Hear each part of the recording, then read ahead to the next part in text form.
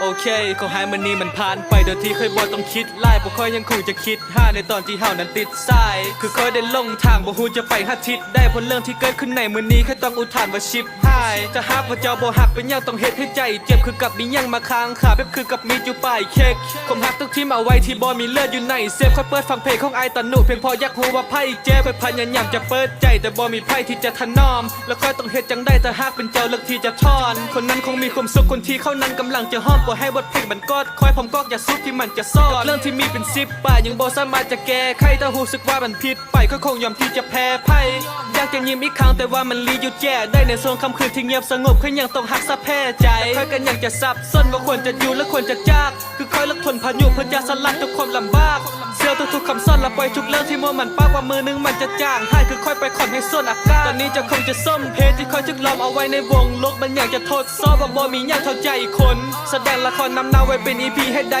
สมแซ่เจ้ายังบอกให้ค่อยหลบบ่ต้องเอาเก็บให้ไว้ดนจะส่งให้เข้าทีแล้วค่อยจะกลับมาว่างแบบถ้าถามว่าเจ้าจะกลับมาบ่จะว่าค่อยคงจะถามแปลกว่าตอนที่ยังมีเจ้าค่อยเป็นคนไล่ก็ซ้ำแบบจะคือจะว่าตัวค่อยมันโซนและเป็นเหตุผลให้ถามแยกอย่างเมืองจะเป็นเจ้าหญิงที่ค่อยอยากให้เอามงส้วมจะอาจจะฟังคือมันตลกถ้าไพ่ได้ยินก็คงหัวคิดหาจะเกือบทุกครั้งในทุกคำคืนที่ลมตัวถ้าเกิดมีหม้อหักสร้างหัวใจค่อยยอมที่จะทนปัวค่อยพบคนดีที่สุดแต่ค่อยกับดีบ่พอเข้าขอโทษที่ค่อยยังดีบ่สุดและเป็นผู้ชายที่พร้อมเงาของคนที่เฮาขึ้นแล้วเป็นจากของมาเป็นของเก่าบ่คิดว่ามันจะเจ็บเลยตอนที่หัวใจไปพร้อมเข้าบ่ฮอดเวลากลางคืนค่อยคนอยากให้มันผ่านไปบ่ค่อยบ่อยากจะคิดหากับคนที่เข้าได้ห่างไกลบ่ว่าจะพบจากคนเขาก็บ่เฮ็ดให้จางไปบ่ความคิดค่อยจำลงตลอดมันบ่ได้ขึ้นเป็นคำใดตอนนี้ค่อยเข้าใจแล้วว่าเฮาสองคนบ่เข้ากันจะเปรียบกับตายที่อยู่ทางฟ้าที่ค่อยต้องส่งไปเฝ้าจันทร์บางเทื่อค่อยเคยขึ้นเสียงและหากันไปจนเจ้าสั่นแต่ค่อยหวังดีกับเจ้าเสมอและเขียนเพลงนี้ให้เจ้าฟังว่า